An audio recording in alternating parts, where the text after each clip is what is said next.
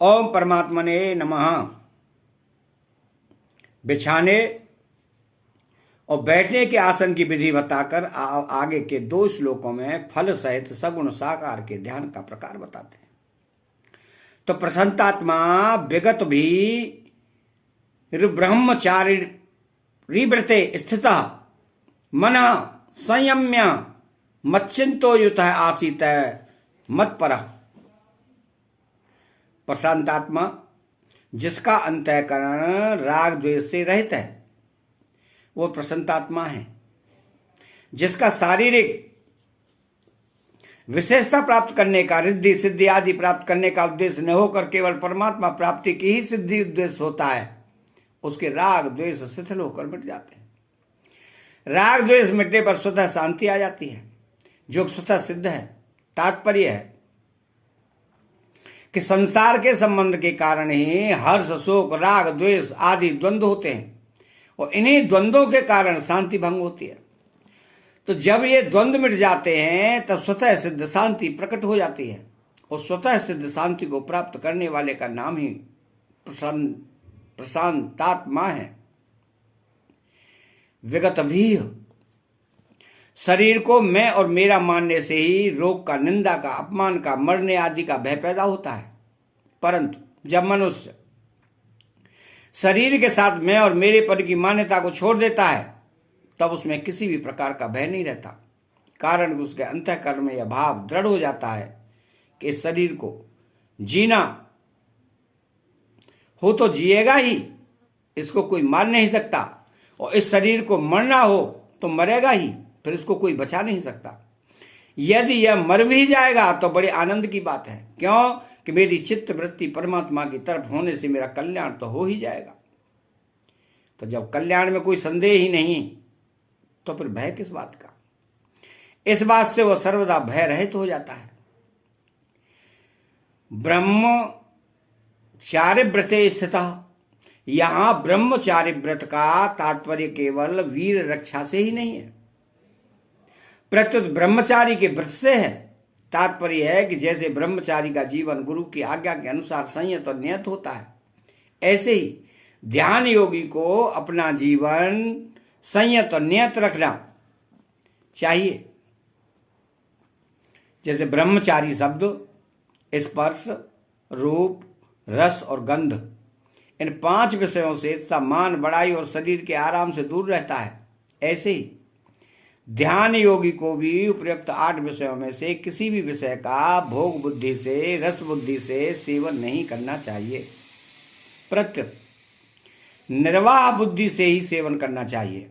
यदि भोग बुद्धि से उन विषयों का सेवन किया जाएगा तो ध्यान योग की सिद्धि नहीं होगी। इसलिए ध्यान योगी को ब्रह्मचारी व्रत में स्थित रहना बहुत आवश्यक है। व्रत में स्थित रहने का तात्पर्य है कि किसी भी अवस्था, परिस्थिति आदि में किसी भी कारण से कभी किंचित मात्र भी सुख बुद्धि से पदार्थों का सेवन न करो, चाहे वो ध्यान काल हो चाहे व्यवहार काल हो। इसमें संपूर्ण इंद्रियों का ब्रह्मचर्य आ जाता है। तो मनः संयम्य मन चिंत, मन को संयत करके मेरे में ही लगा दे, अर्थात चित्त को संसार की तरफ से सर्वदा हटाकर केवल मेरे स्वरूप के चिंतन में, मेरी लीला, गुण, प्रभाव, महिमा आदि के चिंतन में ही लगा दे। तात्पर्य है कि सांसारिक वस्तु, व्यक्ति, परिस्थिति, घटना आदि को लेकर मन में जो कुछ संकल्प विकल्प रूप से चिंतन होता है उससे मन को हटाकर एक मेरे में ही लगाता रहे।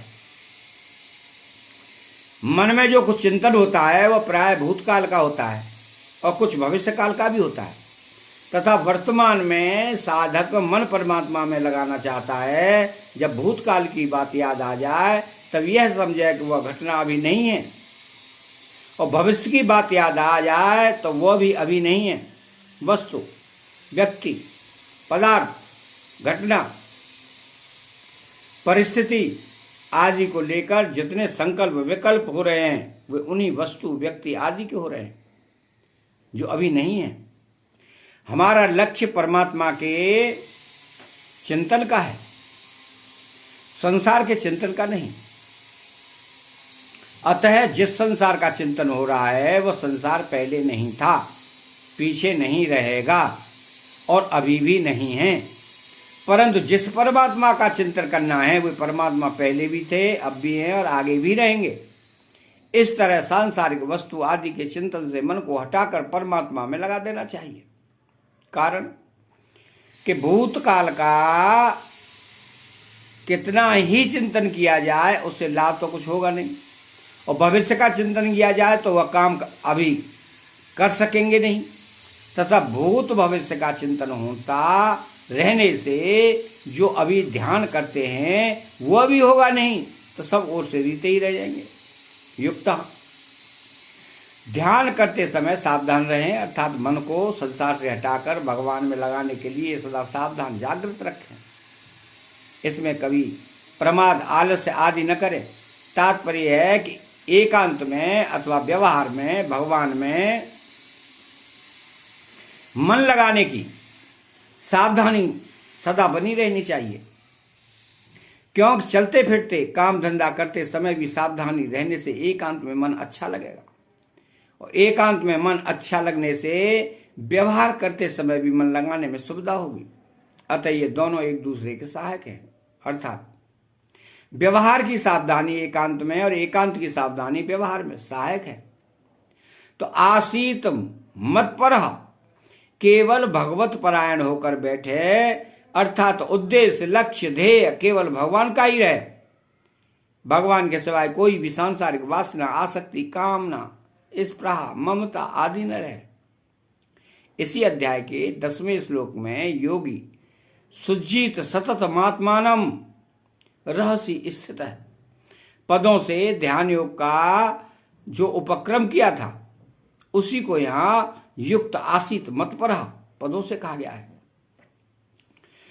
तो इस श्लोक के परिशिष्टि भाव में अपनी विशेषता मानने से आसुरी संपत्ति आ जाती है। इसलिए भगवान से मतपरः पद से ध्यान योगी के लिए भी अपनी परायण होने की बात कही है। भगवत परायणता में भगवान का बल रहने से विकार शीघ्र ही दूर हो जाते हैं और अभिमान भी नहीं होता। यह भक्ति की विशेषता है। इस श्लोक में मन और चित्त ये दो समानार्थक पद आए हैं। मन से किसी वस्तु का बार बार मनन किया जाता है और चित्त से किसी एक ही वस्तु का चिंतन किया जाता है।